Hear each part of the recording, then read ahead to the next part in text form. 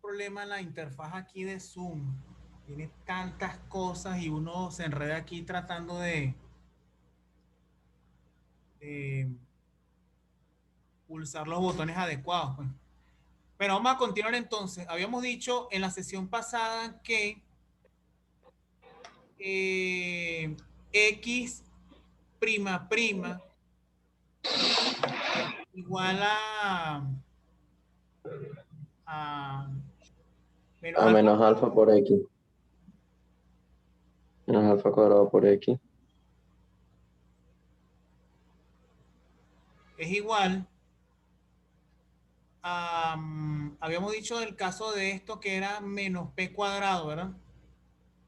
Ujú. Y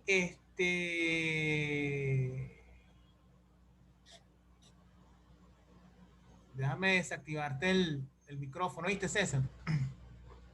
Entonces, fíjate, cualquier cosa que se tenga alguna duda se pregunta, ¿sí? Entonces, eh, la solución es automática, esa ya la sabemos, ¿cierto? Porque es solamente comparación de lo que vimos en la clase pasada y, y lo que presentamos al principio de esta. Entonces, observen que aquí x en función de x es igual a, como esta es la primera letra, yo lo voy a llamar a, entonces sería a coseno de alfa por x más b seno de alfa por x y y es igual c coseno de p por y más d seno de p por y. Entonces, lo que tenemos por los momentos es lo siguiente. Vean que si de x, y y de t es una multiplicación de 6 funciones en pares. Entonces la primera es esta.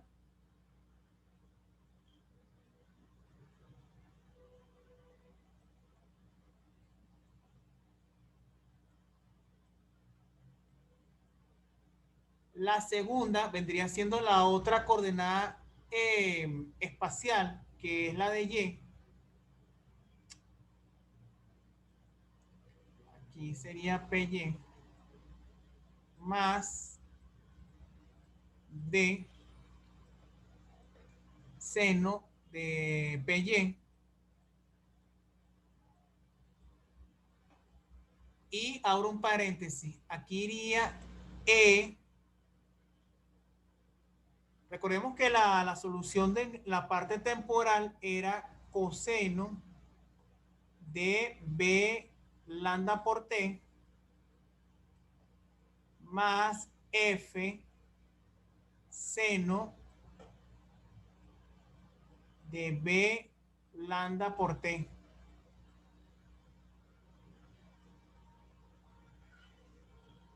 Aquí uno podría llegar a pensar lo siguiente. Oye, yo tengo alfa, p y lambda como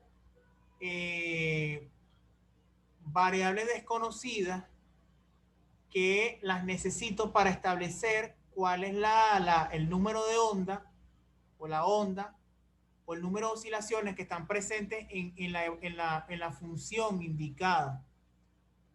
Entonces no conozco ni cuánto vale alfa, ni cuánto vale p, y tampoco conozco cuánto vale lambda. Okay.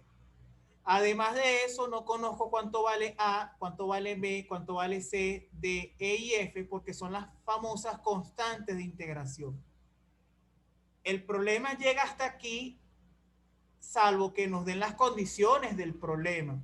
Entonces, como esto es un problema que requiere una solución numérica, entonces ya lo que es la construcción de la solución es lo que acabo de mostrar ahorita. Ahora, ¿cómo determinamos las constantes que yo mencioné anteriormente? Bueno, teniendo presente las condiciones de frontera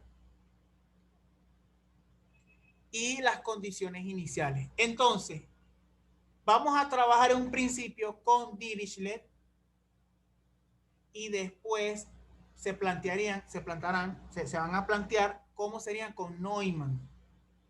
Y yo les daría de tarea para que verifiquen entonces cómo serían con las condiciones de Neumann, partiendo de lo que ya vimos en clases anteriores, en la clase anterior, ¿ok? Pero en la clase anterior no trabajé en Neumann. Eso me obligaría a mandarles un material para ver cómo se trabaja con Neumann en una dimensión y a partir de esa idea buscan desarrollar Neumann para la ecuación bidimensional. ¿Ok?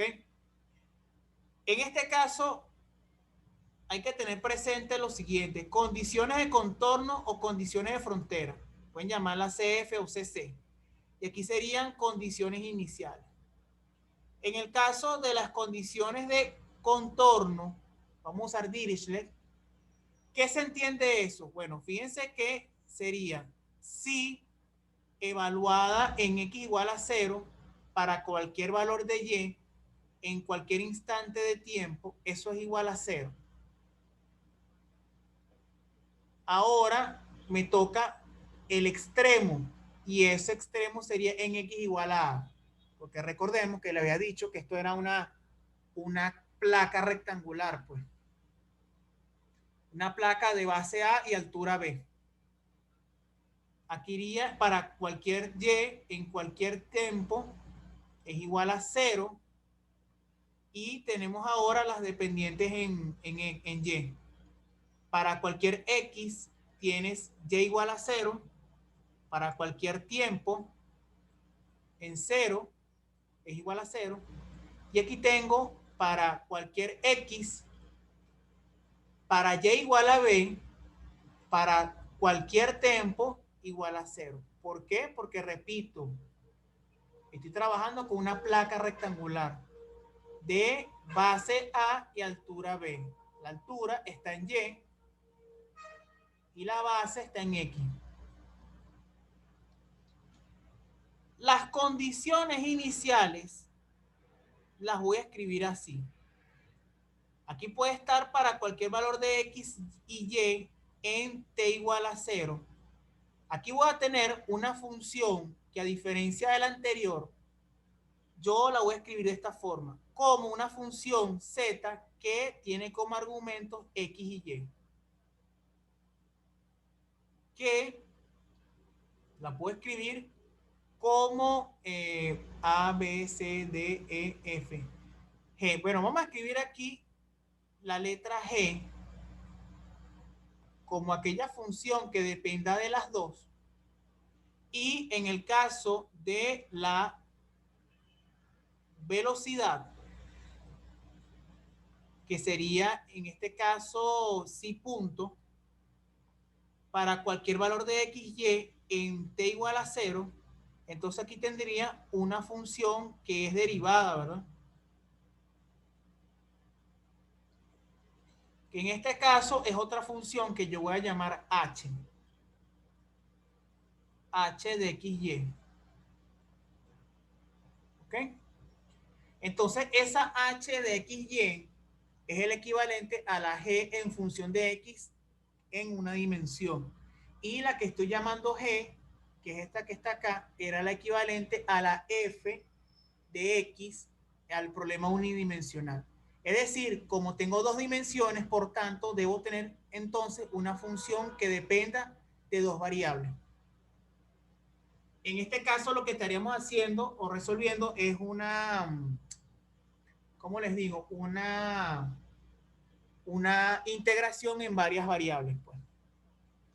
Entonces, ¿cómo calcularía los coeficientes y cómo calculo A, B, C y D?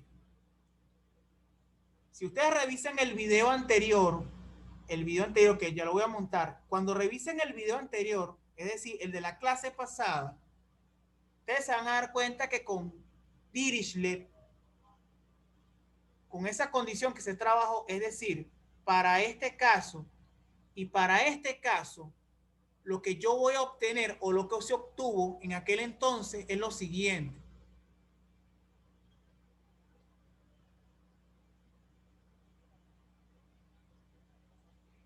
En aquella vez, evaluando en x igual a 0 la función y después lo obtenido lo evalúas en x igual a, vas a calcular o vas a poder mostrar que sobrevive un solo coeficiente y además puedes calcular el valor de alfa. ¿Ok? Entonces, en ese aspecto, la solución nos daría lo siguiente.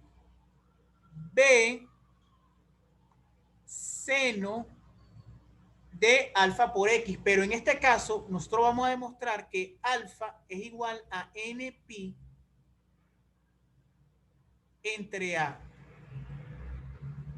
Entonces, trabajando con Dirichlet, yo veo que la solución es esta y para la parte dependiente de y también es semejante. Entonces aquí tendría c seno. Recordemos que aquí, en el caso de, tendríamos P por pi por y entre A. Y aquí esto es muy importante porque habíamos dicho aquella vez que P es lo siguiente. Fíjense. Lambda cuadrado menos alfa cuadrado era igual a P, ¿verdad?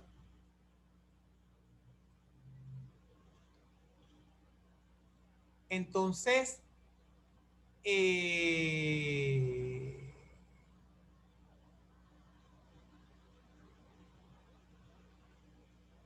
alfa cuadrado, lambda cuadrado menos p cuadrado. Entonces aquí no, esto lo voy a llamar m. Aquí sí ya vi dónde está el detalle. Esto no lo voy a llamar p, esto lo voy a llamar m, ¿ok? Entonces p es igual al resultado que me dio aquí, mpi entre a, no, esto es entre b, ojo. ¿Por qué? Porque ahora estoy evaluando es en y igual a b, no en y igual a a.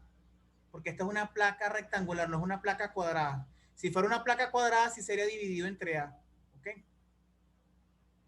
Entonces, si uno calcula Dirichlet o trabaja con las condiciones de Dirichlet, de frontera de Dirichlet, también en Y, entonces voy a obtener un resultado semejante. La diferencia es que esta N es para el número de onda o el número que puede ser de oscilaciones en el eje X y M vendría siendo el equivalente, pero en el eje Y. Y además, observen que la división aquí sería por la coordenada, por la evaluación en X igual a A. Aquí sería en Y igual a B. ¿Ok? Y en T, entonces, lo que me queda es determinar cuánto vale E a partir de un coseno de alfa. Ok, ese coseno de alfa, muchachos, viene de acá. ¿Qué es lo que tendría que hacer aquí? Un despeje. Alfa cuadrado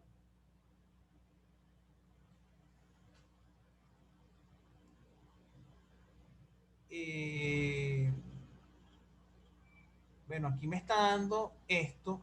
Déjenme revisar esto aquí ahorita. Sí, bueno, que tengo que calcular es lambda. Este era lambda, ¿ok? Esto era lambda, sí. Entonces esto era lambda, disculpen. Tengo que despejar de aquí es lambda. Entonces lambda cuadrado es igual a P al cuadrado más alfa. Recordemos que aquí era B por lambda por T más seno de B por lambda por T. Entonces allí lambda es la suma de estos dos que están aquí, pues. Entonces, alfa, que correspondía al primer caso, entonces alfa era la separación de la parte espacial, ¿verdad? Entonces esa alfa era la que dependía de Rxy, y dependía del tiempo, ¿cierto? Entonces aquí era alfa, ¿verdad?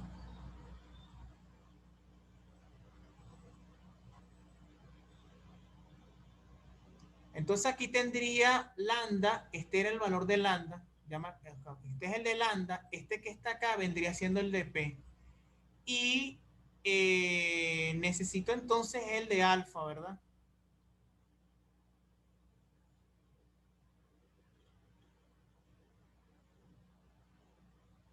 Porque esta parte de aquí, nosotros la habíamos igualado, no, la habíamos igualado a la parte, ya, vamos a hacer una pausa acá. Aquí lo que quiero evaluar son los coeficientes. Entonces, repito, entonces esto es alfa, esto era P. P ya lo calculé, alfa ya lo calculé, simplemente despejo lambda para sustituirlo. Entonces, lambda, en este caso, lo escribo de la siguiente forma. Lambda cuadrado es igual a ¿quién? Sería n por pi entre a elevado al cuadrado más m por pi entre b elevado al cuadrado. ¿Ok? Entonces ya yo tengo ya definido quién es alfa, quién es p y quién es lambda en función de quién, de n y m. Como esto es una ecuación bidimensional, entonces yo era tener por tanto dos índices, un índice n y un índice m. Eso es normal porque como tengo dos coordenadas, entonces un índice está asociado con x y el otro índice está asociado con la variable en y, pues en la dirección de y. Entonces, ¿cómo calculo los coeficientes e y f?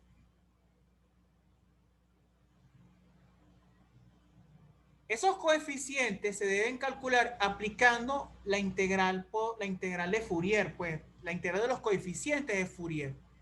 Nosotros vimos en la clase pasada que en el caso, por ejemplo, en ese entonces lo habíamos llamado C, ¿verdad? C era igual a 2 entre A por la integral que va de 0 hasta A de f de x. En aquel entonces era coseno de n pi x entre A diferencial de x. Esto era en una dimensión, ¿verdad? Y de igual manera, dn era igual a 2 entre n por pi, la integral que va desde 0 hasta a de g de x seno de n pi x entre a diferencial de x. Entonces, en 1 más 1, habíamos encontrado este resultado. Sin embargo, en dos dimensiones no va a ser lo mismo. O sea, va a tener la misma estructura, pero obviamente no va a tener la misma característica o particularidad, pues. En este caso, E no va a ser escrita solamente por un índice, van a ser escritos por dos. ¿Cuáles son esos dos índices? N y M. ¿Ok? ¿Es igual a quién? Fíjense. Ese coeficiente de N y M va a depender de una integral que esté en función de X y otra integral que va a estar en función de Y. Entonces aquí me va a dar lo siguiente. Va a ser multiplicar esta integral dos veces.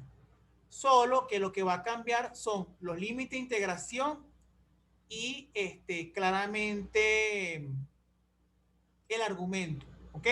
Entonces, si yo multiplico esta integral dos veces, me va a dar lo siguiente. Primero, 2 por 2 me da 4. Aquí va a ser multiplicación de A, que es el límite en X, por B, que es el límite en Y.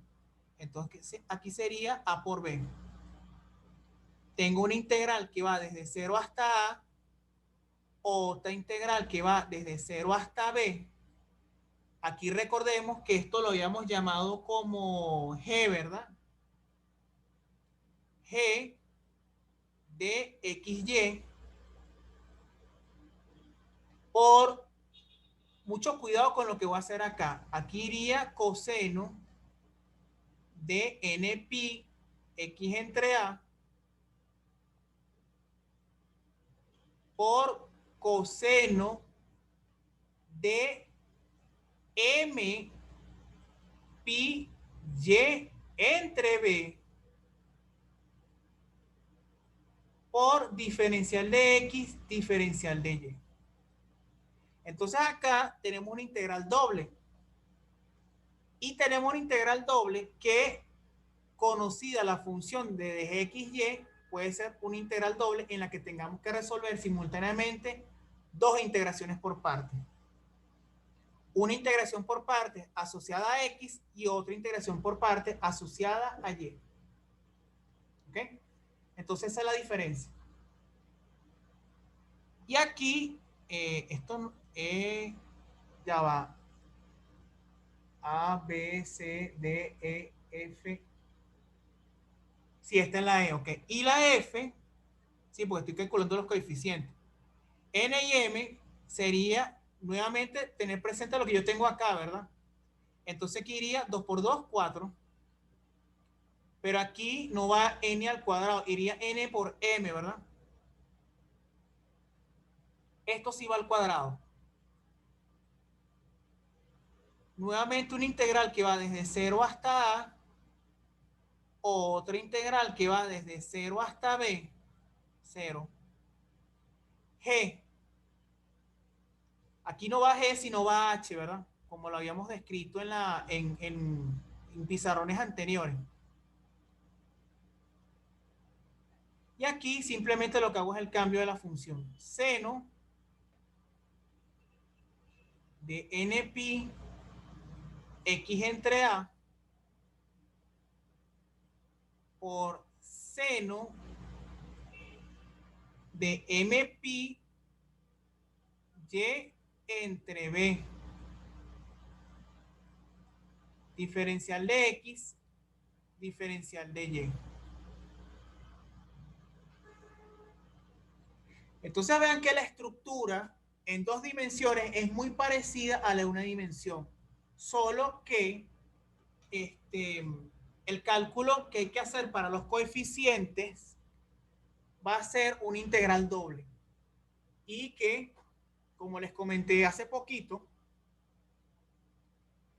esa integral doble va a significar hacer una integral por partes en cada variable, pues. ¿Ok? Pero necesito entonces que me indiquen quién es G de XY y quién sería H de XY para poder calcular M, EM, N y FMN. ¿Ok? Entonces, se finaliza esta parte del problema con lo siguiente. La función psi que depende de X, Y y T es igual a una sumatoria, pero aquí hay un detalle. Esa sumatoria en realidad son dos sumatorias. Una sumatoria que parte desde n igual a 1 hasta infinito o n muy grande. Otra sumatoria que parte desde m igual a 1 hasta infinito. ¿De quién? Fíjense. Allí sobrevivían Bn y Dm, ¿cierto? Pero eso yo la puedo llamar de otra forma. Yo puedo llamarlas así. INM. Ya vamos a explicar qué significa esa INM. Aquí vendría el coseno, no, ¿verdad? El seno. Seno de N pi X entre A por el seno de M pi Y entre B por lo que acabamos de ver ahorita. ENM coseno de, ahí recuerden que era lambda, ¿verdad? Entonces aquí yo podría colocar esto así, como claro, hay que tener cuidado acá porque esto está todo dentro de una raíz, ¿cierto? N pi entre A, todo eso al cuadrado,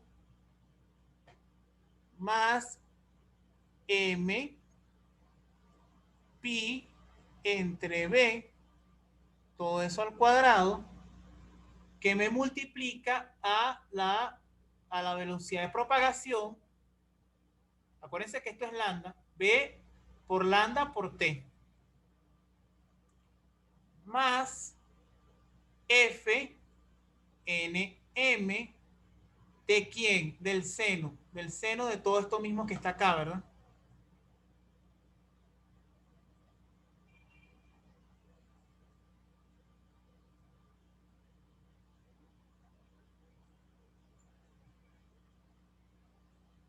Fíjense que aquí esto es copiar y pegar, ¿verdad?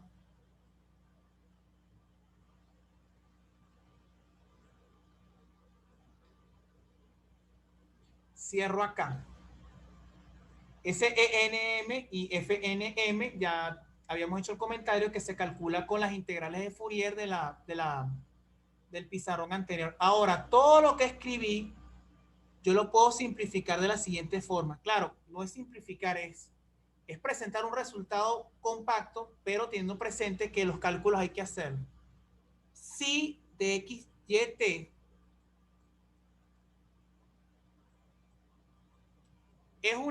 es una sumatoria doble. Bueno, una sumatoria doble no, una doble sumatoria. Entonces, esto en realidad es así. Una sumatoria de psi de NM, que depende de X, Y y T. Aquí tendríamos lo que puse arriba.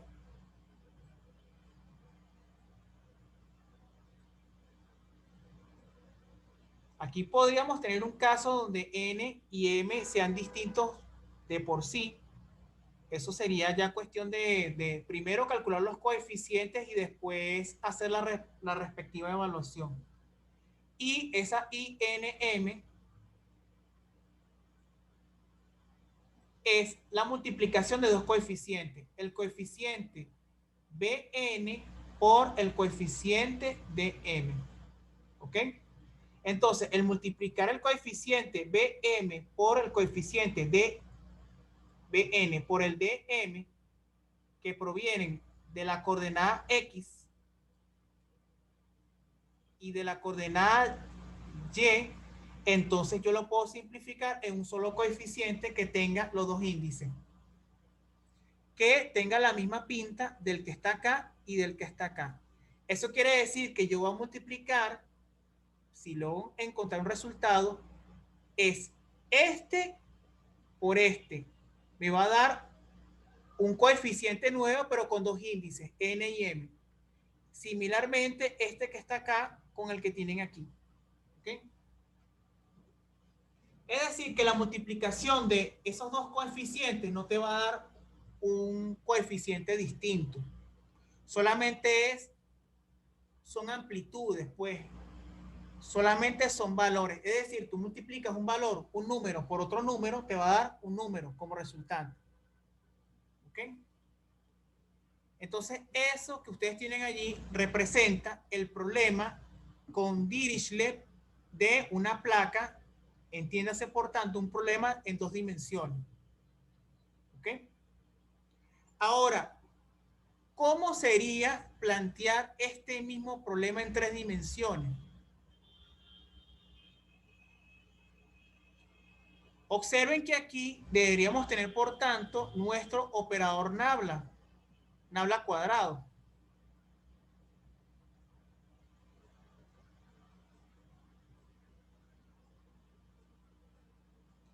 Si yo quiero aplicar en principio ¿cómo les digo? Una separación de variables, yo tengo que hacer esto. Propongo lo siguiente. Si es igual a una función espacial, que la puedo llamar R de igual manera, pero que depende de X, de Y de Z, y otra función que depende de T. Entonces, el yo escribir todas las variables espaciales como dependencia o argumentos de una sola función me va a permitir escribir la ecuación de onda de esta forma a la ecuación de Helmholtz. Entonces yo tendría, por tanto, algo así.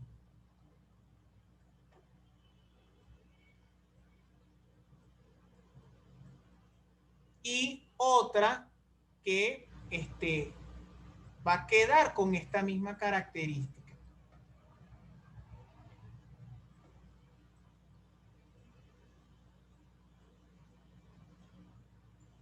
Entonces, la primera separación de variables me va a agrupar una ecuación que dependa solamente del espacio y otra ecuación que dependa del tiempo. Entonces, esta ya la sustituyo directamente porque ya conozco el resultado. La que está acá me permite entonces trabajar con la ecuación de Helmholtz para aplicar nuevamente una separación de variables. Entonces aquí, esa R, este es el primer paso.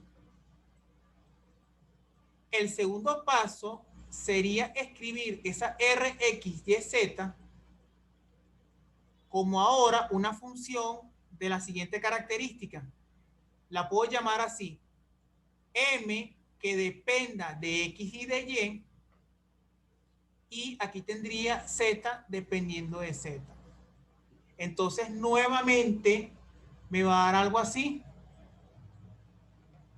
nabla cuadrado de M igual a menos, aquí sí tengo que hacer una salvedad porque debería tener entonces otro coeficiente distinto, ¿verdad?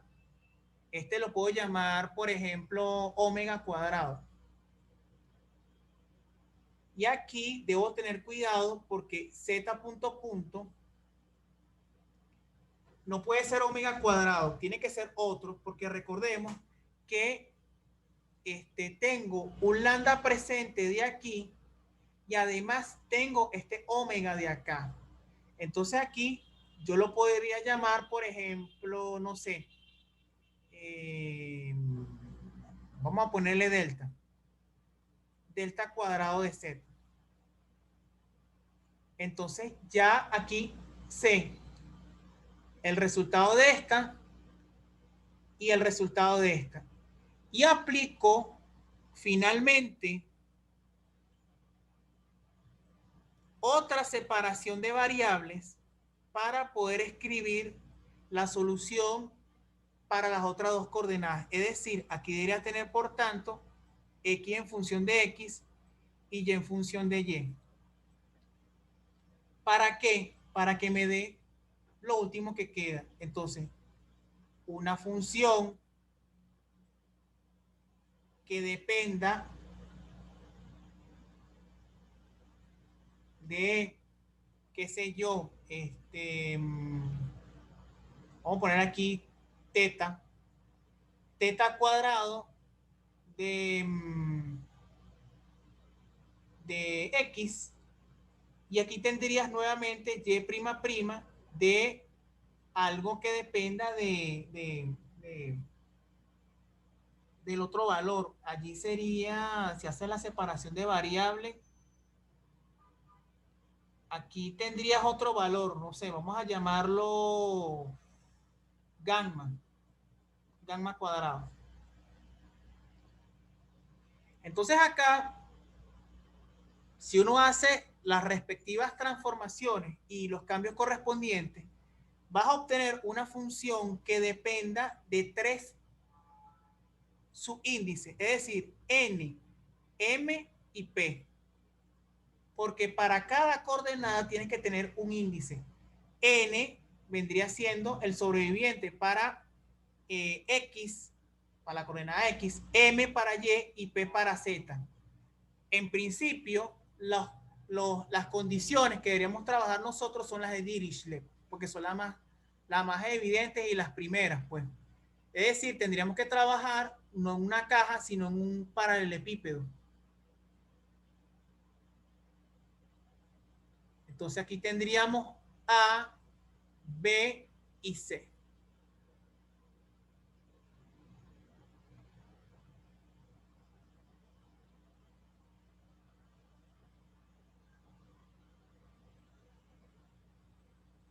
Bueno, muchachos, ya esa completación se las dejo para que la hagan. Avancen allí cómo podrían ustedes encontrar el método de separación de variables en tres dimensiones. ¿Ok? Eh, la clase del martes a partir de las 4. ¿Sí? La del martes a partir de las 4. Estén pendientes del Classroom. Estén pendientes del Classroom y del Telegram. ¿Ok? Ya no me queda más tiempo. Feliz tarde, buen provecho, feliz fin de semana y estamos en contacto. ¿Ok?